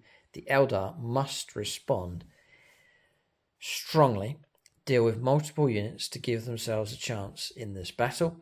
It's how much effort they put into Angron we'll have to see. If we can start eliminating chunks of Tom's force, that'll give us some chance in this battle. There are resources available here for the Eldar. We certainly have units available if they have enough punch. So the battle well and truly hangs in the balance for both sides here, but Eldar need to really make an effort to try and swing the game in their favour, if they can. Turn 3 for them next.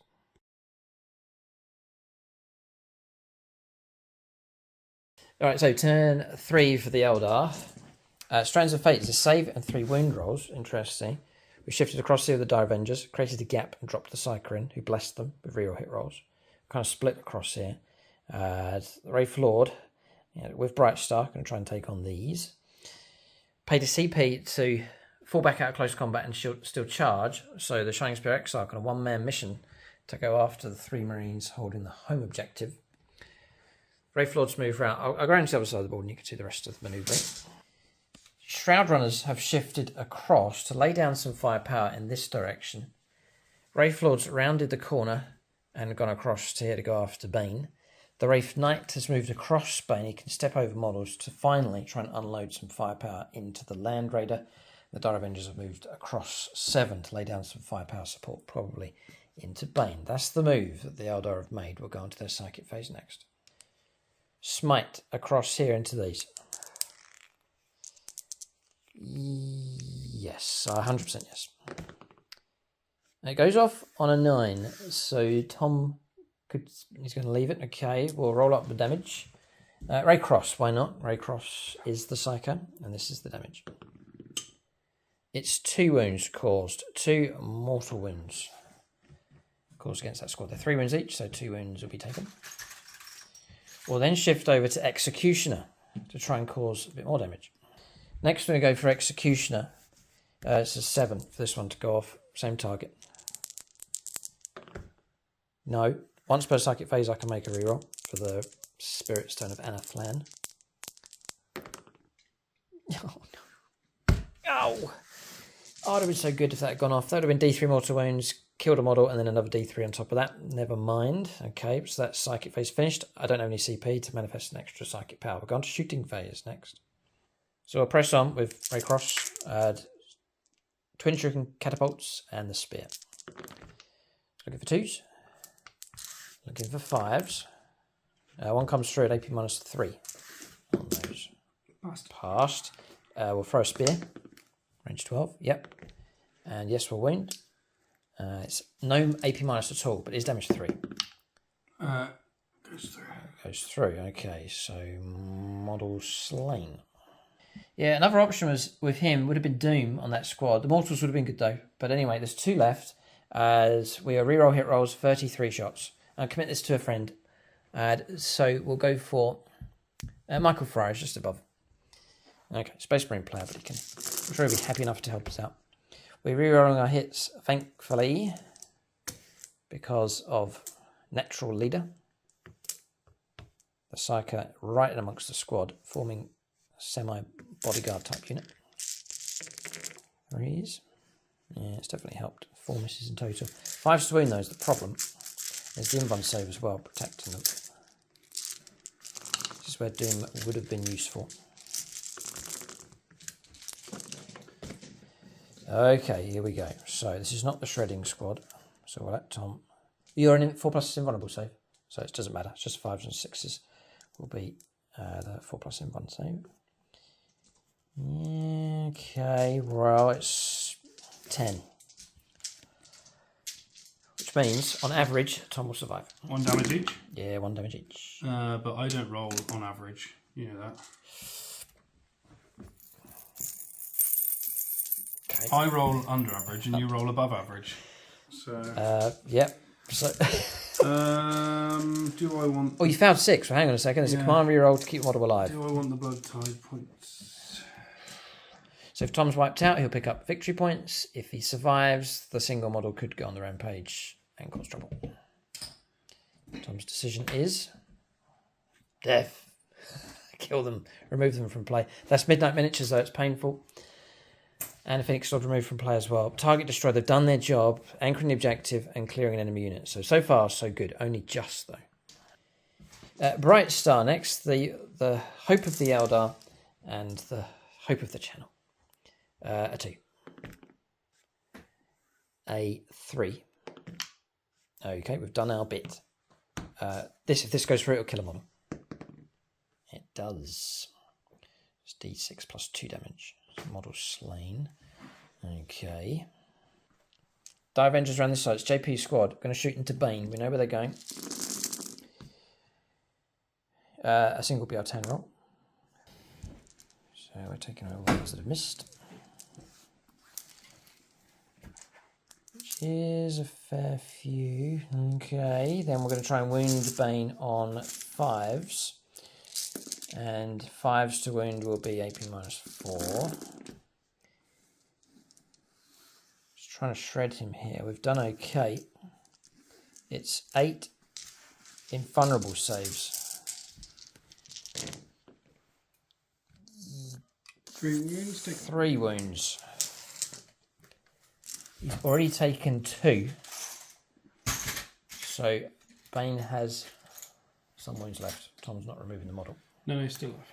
Okay. Right, next. Ed Fair, Ray Flawed. Dacker into here. 2 Bright Lances into these. I think is the way we're going to go. So Bright Lances first of all. We'll go Travis and Jen on this one. They can have a Bright Lance each. So Jen first. Yes, hits. Travis. Hits. Right, this is good. 3s to wound. Jen. Yes. Travis. No. And we'll have to leave it. I can't do anything about it. I haven't got a command point. So 1 invulnerable save. Yep. Yes, on those ones. Yes, they're yes. the exalted ones. Yeah. Okay, right. Blocked. Oh, I would have killed one. Then we're putting Dacker into Bane. And 5s are good. 1 comes through at -1. Oh, good. Pass. Right, no damage from the Ray Flawed. Shroud Runners next. Going to offload everything I have into these. We'll do the sniper rifles first. All hit. 5s are good. Yeah, 1 wound comes through. Normal save, -1. Oh, good. Passed. Okay.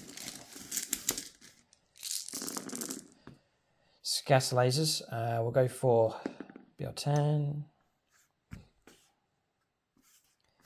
3 to wound. This isn't going to be very effective. Tom's got a model that's going to gain cover. So he's going to be on 2+ on 9 dice. He can do 3 at a time, I guess. This one here can shelter behind the terrain. He's taken 2 wounds. Sorry, he's taken 1 wound. Okay. Still good? Yeah, still good. Just ones you're looking for. Yeah. And the last 2. There you go. 2 wounds taken, not enough to slay him. Okay. As a battle focus move, by the way, these have shifted across and just on the lip of that objective. Wraith Knight next. I think he's going to go 2 ways. I can either go there against Angron, but if I kill him, he's going to come back. Angron's on objective, though, so it'd be handy to clear him. Or I can try and go after this Land Raider. Going to go Chris Home for this one. I'm going to fire at the Land Raider. Everything we have to try and destroy it. Yes, because I think if... Forget about it, just shoot. Just to get on with this. So we'll go for Chris Home. This is a number of shots. We've maxed out. It could have been into Angron. I'm thinking Angron can come back. We'll try and focus on other targets, is what we're trying to do here. So we're looking for 4s for hits because of our damage bracket. Right, okay, and then we'll be our 10. 5 hits.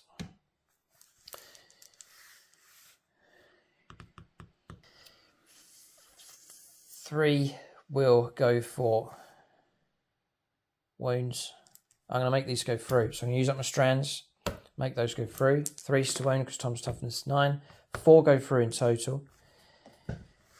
AP minus 5 is going to go. So you can see if you explode with the Land Raider. How much damage is that? 6. Well, it's multiples of 6. So it's 24. No, don't bother. Doesn't detonate. Just double checking it. Yeah, D3 plus 6 each time, so it's 24 and 4D3, and then an extra 3D3 mortal wounds as well. That could have been Angron being destroyed. And then Tom's checking for models inside. 2 slain, so he'll keep the Master of Executions alive, and then 3 others will emerge. Land Raider's gone. We'll see whether that was the wise choice or not, but it negates its firepower. Still reckon the Wraith Knight's in trouble. His Angron is available with a 12-inch move, so Tom will no doubt plunge into him. Okay, well, a little bit more firepower to go. Most of it's done. So, shooting phase finished. Couldn't fire the Shining Spear because he fell back out of close combat, only paid the CP to be able to charge. And then across here, Bright Lance and Dagger into him and picked off another one of the 8-bound. We're going to charges next. Firepower is complete. Right, charges going ahead. The Wraith Lord's gone in against Bane. We'll see how that one goes. Wraith Lord across here has gone in, and then Bright Star charging across here. And then the lone Shining Spear Exarch's gone in against the Khorne Berserkers. So I think I must do this combat here first. And then Tom's got the opportunity to interrupt play, save 2 CP. Tom's playing Fight on Death with these. So what's your... Can you tell us what the reasoning is behind that for killing him? I don't want you to be in my deployment zone to give you behind enemy lines. Gotcha, right, fair enough. And if I kill you, I get a blood type point. Right, okay. And I get a victory point. Right, that's all good then, okay. Right, so I get 5 attacks, 4 attack space, extra on for being an Exarch. Looking for 2s because we're expert lancers. And BR10. Okay. Strength 8 with the Star Lance, so 2s for kills. And it's enough. We'll do. Minus 4? Yep. Right. Okay. So Tom's going to fight back. All he needs now is to pick up a 1 wound against that Exarch. Yeah, Viscerator first. Should be a foregone conclusion. It's minus 1 to hit me, but that's for shooting, so you're okay. Toughness 4. 3s to wound. 1 wound. Okay. Viscerator is minus 2. No, it's not. It's minus 4. 5+ invulnerable save. 2 damage. That's the end of him. So 1 blood tide for my guys. So I've cleared Tom's home objective. At least we've accomplished that. Tom's down to 1 CP, so no interrupts, so we'll continue fighting with our charging units. Right, Michael German's going to make these attacks here. Wraith Lord into Bane. I think one success getting through would destroy him. Got 4 chances to do it. Need 3s. BL10. Alright, giving ourselves a chance here. Strength 9, 3s to wound. There's nothing I can do about that. 1 dice to... God, it has to be that symbol. Blocked. Grinning at you. Right, nothing else we can do. Wraith Lord, he struggles with the wounds there. Okay. Sorry, I'm not going to kill you.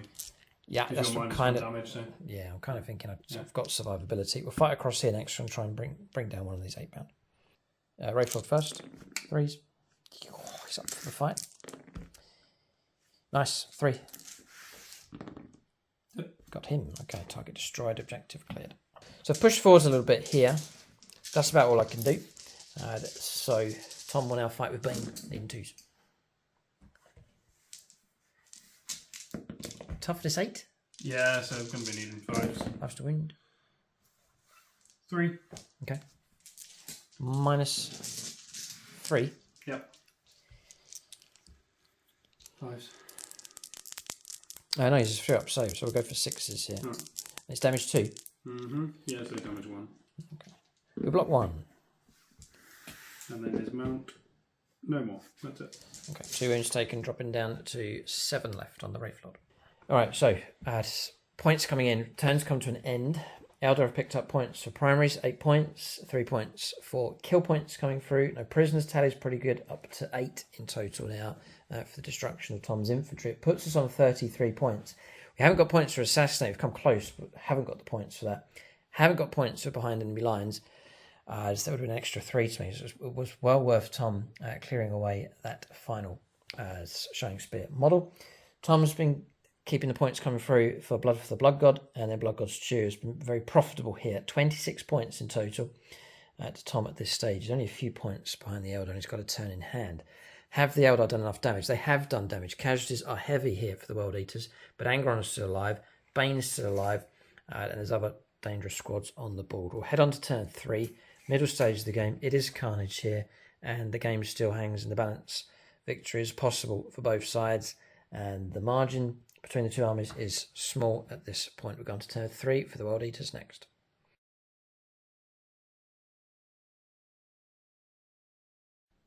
Alright, so turn 3 for the World Eaters. 4 points picked up for primaries. This squad shifting across to regain the home objective. Holding position here with him, just protected behind the obscuring terrain. Wraith Knight's in trouble. We didn't deal with Angron, and so Angron's about to go into him. It's possibly the Dire Avengers as well. He just jumped across here. Wraith Lord's fighting away. The 8-bound didn't deal with those, and they're moving up. There's a possible charge, 7 inches, rerollable with a command reroll against the Shroud Runners. Tom would like to eliminate those from play as well. If it all goes well across here, Tom could pretty much wipe out all the units that you see, and that would swing the game back round in his favour. So Tom says the game pivots on this 7-inch charge to try and reach the Shroud Runners. Okay, we'll go on to shooting phase next. No. None. Charges. All right, so charges. We might capture this one. Yeah, do it make me cry, go on. I'm going to Overwatch with the Wraith Knight into Angron as he charges in. So is Angron going to charge both the Dire Avengers and the Wraith Knight? Okay, we'll Overwatch the Wraith Knight. We'll spend our CP. There's 2 left here. We'll go to Jackal. And we'll take 2 dice for the number of shots. First to the heavy Wraith Cannons. It's average. It's 4 shots. Trying to get a 6 or 2. We do get 1, and then we get a triple 1. We'll try and BR10 this one. Oh, I've got 2. We'll try and wound on 2s. Right, strength. Yeah, it's toughness 7, strength 16. 2 go through. 2 huge rolls here of 4+ invulnerable saves. This will stop Angron if one of these goes through. Blocked 1. Command reroll. Doesn't stop it. damage of, it's not over yet because I've got it's D6, sorry, it's 6 plus D3, so I need a 3 plus to stop him. Oh, okay, we've done it. Okay, so it's 2 plus 6, 8 wounds in total. All right, so Angron's been stopped. Tom's rolled up for this charge across here. The 8-bound have gone in to both the Shroud Runners and the Wraith Lord, but Angron crucially removed from play. We'll go into combat resolution next. Charges going first. All right, so that's the combat taking place across here. Tom's splitting attacks. These are going into the Wraith Lord. Okay. So it's 2 to hit there, and then now looking for wounds. 2. Right, so 2 wounds in total being taken, dropping down to 5 on the Wraith Lord, so it does survive. And then now attacks coming in against the bikers. Looking for 2s. 2s. Yes. He's got 2 chain fists, so they're flat 3 damage. -4. -4, nothing I could do, that's them gone. Ouch. Okay, so Shroud Runners removed. That's cleared them off that objective. We've lost that objective. Tom managed to get through to them and destroy those bikers. Alright, so Tom making a consolidation move. Yes, we'll fight with the Wraith Lord next. So 4 attacks with him. We'll go into Bane to try and stop him from fighting against us. Actually going to fight against the 8-bound to try and reduce those models down. 3s. I'm not going to do it with that. Be able to 2 come through. 3s to wound. Just the 1. Invulnerable block this. Which it doesn't, so it's going to slay one of those models. And now we'll hand over to Bane. I wanted to get rid of those whilst we have the chance. Tom's kind of locked us in combat so that we can't escape, so we're surrounded. I think in the next turn when Tom picks a unit to fight, it would have been the 8-bound, so. Here comes Bane. He's up for the fight here. 5s and 6s to wound will cause a lot of trouble. And 2 come through. AP -3. Yeah. I'll block 1. And then roll a 6 for another, which we do. So we stopped that one from coming through. That Wraith Lord is surviving. It's Headfarer Wraith Lord surviving. Right, Tom's ahead here. Points coming through. Blood for the Blood God almost maxed out. 14 points for that secondary. Tom's traded in 3 Blood Tithe points for 5 victory points. Blood God's due is now up to 8. 4 points for primaries. And then 2 points for the 2 wipeouts here. Shining Spear Exarch, or the Shining Spear Squad, and the Shroud Runner's been destroyed, so 2 points picked up for that. 40 points to 33. Tom's ahead by 7 points. But Eldar have had a few units that have survived. Against the odds, Overwatch stopped Angron and kept the Wraith Knight alive. So Eldar have got resources available, whilst Angron's not on the board, to try and clear a number of units and pick up more points, to try and get behind enemy lines and try and work on our own secondaries. We've been strong enough on primaries, but we need to catch up on secondaries to try and get enough points on the board to try and get ahead of the World Eaters if possible. We'll go on to Eldar turn 4 next.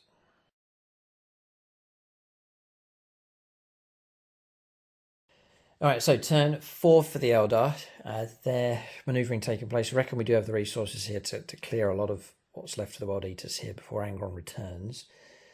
12 points picked up for primaries. That's the killer. These 2 being held for us, but Tom not on 1.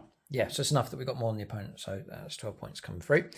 So Dire Avengers just pushed those through there, and they were blessed at the start of the command phase from the Psyker, who's then gone maxed out 22-inch move, 16 plus the guaranteed 6 for the bike onto the platform here, just to lend some psychic power support in this direction. Wraith Lord shifted across to maintain position on that objective, and then Brightstar jumping down to take on the home objective there for the World Eaters. Then coming around this side, paid his CP for the Wraith Lord to pull back and shoot. The Wraith Knight moving across the models and then preparing to shoot whilst sitting on top of this objective. The Dire Avengers shifting across to lend some firepower across this direction. Just got enough resources here, I reckon, to do this. A saving throw available, 2 wound rolls, and a hit roll for Strands of Fate available for the Eldar. We'll go on to their Psychic phase next. Okay, Psychic phase. Executioner proved powerful enough as 3 mortal wounds caused and destroyed a model, and another 3 mortal wounds on top of that actually destroyed that squad across there. We're able to reach and put Doom also on the Master of Executions. Our Psychic phase finished. Shooting phase next. Alright, shooting phase resolved. 8 bound of Bane removed from play. That was combined firepower from the Wraith Knight, using hitting a wound on Bane, getting through against him, Strands of Fate being used up, and then Shuriken Cannon, and another split. The Wraith Cannons went either way. Wraith Cannon coming through here, Shuriken Cannons, firepower from Dire Avengers as well, and the Wraith Lord brought those down. So we've wiped out targets across there. So really, Master of Executions left on the board. We attempted to charge, have rolled up off camera here, and failed to make it in with Bright Star. So that's the turn finished for the Eldar. We'll calculate points, give you an idea on the score, and what the possibilities are here for both sides. Right, so points coming through here for the Eldar. 12 points on primaries, another 3 kill points. So 15 points. There's 40 in total for primaries. No prisoners being pushed up to 9 points. Behind enemy lines for 4 points with the 2 models going in. Tom's since done his move here just to see what points can be picked up. And 3 points for Assassinate for bringing down the character. Have you maxed out your primary? It's 45, and it max, I want 40. So I've still got 4 points, then it stops. So on our last turn 5, there's only so far that we can go. It's really secondaries that we need to try and bolster this. Behind enemy lines is a big one for us. And Assassinate, trying to finish off these characters as well. Because secondary points are quite elusive. No prisoners, we're getting close to our total because we've killed like all the infantry. So Tom thinking about his move here. We'll go on to turn 4. The last gasp here, perhaps for the World Eaters, or they've perhaps still got some tricks up their sleeves. Tom will think about his moves. We'll go on to turn 4 for the Forces of Chaos next.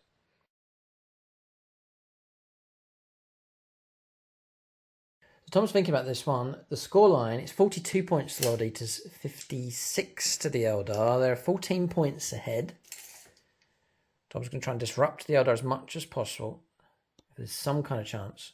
The problem is resources. Eldar are on 3-4 primaries at this stage of the game. Angron is dangerous, but he can't do everything. That's the issue. Tom can take on Bright Star across the other side of the Master of Executions, the perfect model for taking him on.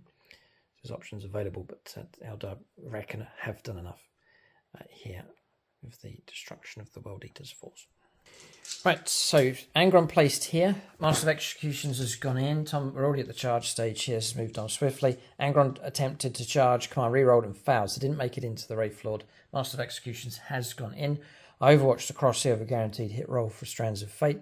Tom passed an invuln save, so no damage coming through from the Wraith Lord. So Master of Executions trying to hit Bright Star here. This is a moment of pride for the Eldar. Looking for 2s, I would imagine. So that's 2 mortal wounds. Ouch. Bright Star's going to go. And then 2s re-rolling because you're a character. So all those go through, yep. Yep, 6. 6 go through. -3. Invuln saves 4+. Okay, and then... He's not even dead. No, he might... He's not even dead. I think he's going to survive. So we've got... we're going to ignore this one because there's once per turn thing. This is you can blame Ray Cross for this. This is his combination. He suggested this one. Blame Eldar for this. That's gone through. What damage is it? 2. Damage 2, -1, so that's 1. And then 2 mortal wounds. So Bright Star. God, he is tanky. So what? He ignored the first damage, then he halved the damage. No, -1 damage. That was me. That was Ray Cross's creation. And it's kept Bright Star alive in the fight. Right, Bright Star will fight back. He lives. Hope of the Eldar against Chaos. We're looking for 2s. Of course, re-roll this one. They've all hit. Strength 6. Tom's taking the model off the board. 3s to own. 3 of them have made it through. Straight to the invuln save. 3 invulnerable saves. Tom knows the fate. So did the Eldar. And he's blocked all of them. Put him back. Okay, he survives. He's a HQ choice for me as well. He's a HQ choice for me. And he still doesn't get an invuln. No, he actually doesn't have an invuln save, so off he goes. Okay. So, actually... Yes. He may have been dead earlier on. Right. Okay. Yes, because an invuln save was used. That's all right. Yeah. But he succumbs now, and Bright Star secures the home objective. Okay. We reckon the battle is finished now. We'll calculate points and project forwards. Looks like the Eldar have got themselves a win. They have halted chaos at this point. The last gasp here, the final game for this mini league that we've done. Eldar have got themselves a win, but it's been a grisly, long, hard slog for them. They've had to work very hard for indeed. Right, so we've projected ahead through to the final turn, turn 5, and what both sides will be able to achieve.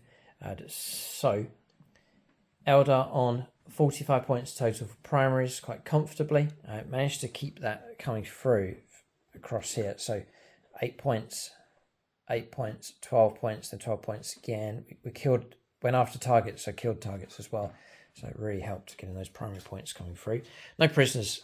You're trying to destroy the enemy force, so you're going to be rewarded for doing it with no prisoners. So we pushed up to about 10 or 11 points for that. The destruction of Tom's infantry units. And then behind enemy lines, especially on turn 3 onwards, picked up by the characters here working at the back, raking 4 points time. So in total, 12 points for that one.